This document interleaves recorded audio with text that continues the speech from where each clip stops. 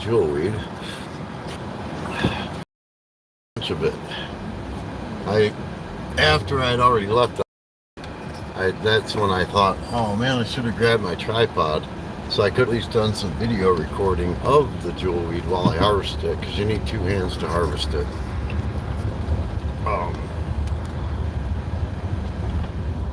But jewelweed is a beautiful plant. It's hydrophobic,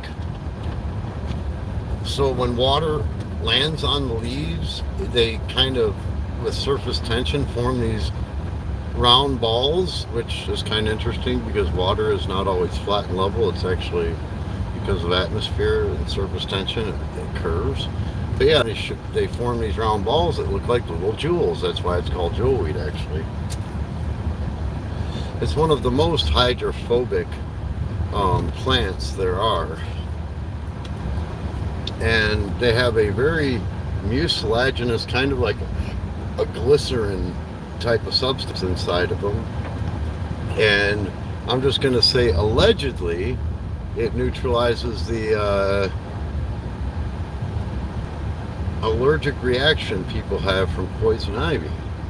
You know, allegedly, of course, because you can't say it does that because, well, that hasn't been scientific in the laboratory, although maybe it has, but you just can't say that it has.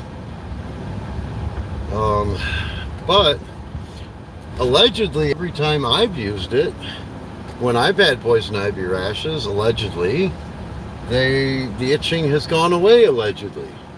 I gotta say allegedly all the time now. It doesn't matter. YouTube has my channel ghost censored anyway. So I take jewelweed, I cut up the end, take the ends off so that the whole plant survives. I just take the tops off. And I bring it home and I dehydrate all the plant matter that I've harvested. Put it on dehydrator until it's got like almost zero water moisture content to it, or at least below 10. And then I pack them in mason or canning jars, and then I cover it with oil, and I allow the oil to absorb, or the jewelweed to absorb the oil, and then I fill it up until it's all the way to the top, and then I shake the jar about every day, if I can remember. Sometimes I may skip a day or two or whatever, but shake it up, and just, you're doing an oil infusion with the jewelweed to be able to extract all of the compounds from the plant into the oil.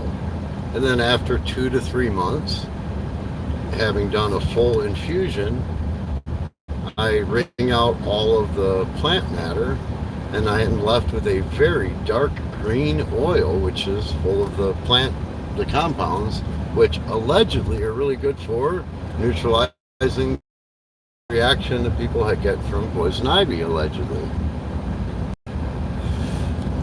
And anecdotally, I've seen it work on myself. Anecdotally, I've seen it work on every single person I've ever given it to.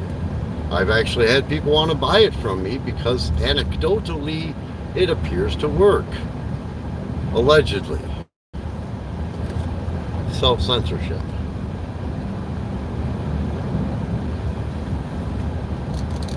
And anecdotally it works great.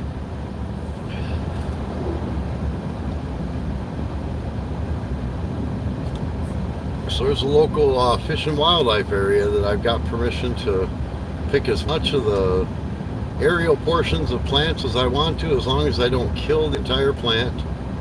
I harvest conservatively and responsibly so that it continues to propagate. And that's what I did. And so I'll take the jewelweed, like I said, once I've got the oil infused, the jewelweed infused into the oil, then I heat up the oil on a stovetop in a double boiler, and I add beeswax. But I actually put the beeswax through a cheese shredder into small particles so that it melts fairly quickly and evenly throughout the oil. And then I continually mix it up, and then I pour that into, I let it cool down to about 120, 115 degrees, and then I pour it into small containers for the salves that I make. And I just have these little 1 ounce metal tins that I purchased from Amazon. I pour them into, and I hand them off to people that are allergic to poison ivy, because anecdotally it appears to work.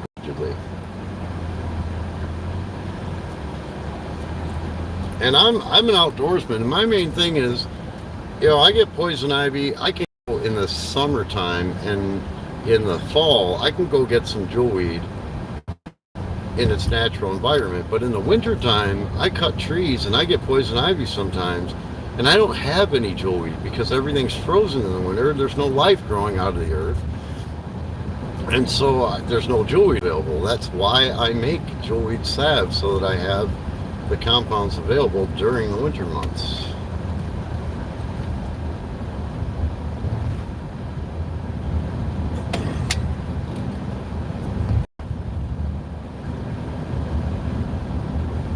Anyone here ever get poison ivy?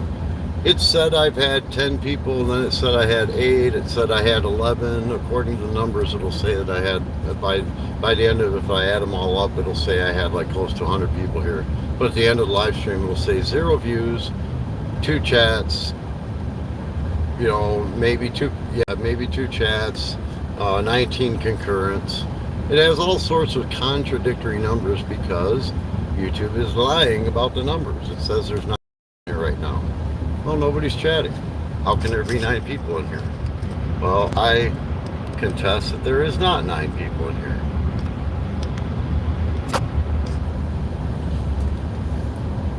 And now it says there's 3, but no chats. Well, I'm just going to leave these live streams up for now and see how many people get back to me and let me know if they even got notifications. That's all. I just wanted to do a little live stream on thing I just got through harvesting. It took me about an hour to go through and clip up a couple of grocery bags full of it. And then I also got myself some, which is a very good mosquito repellent.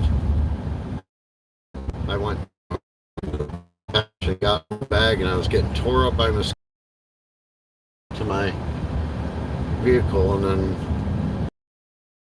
the second time I saw a huge patch of catmint, and so I harvested that for my cats. And while I was harvesting it, I noticed that I wasn't getting bit by mosquitoes.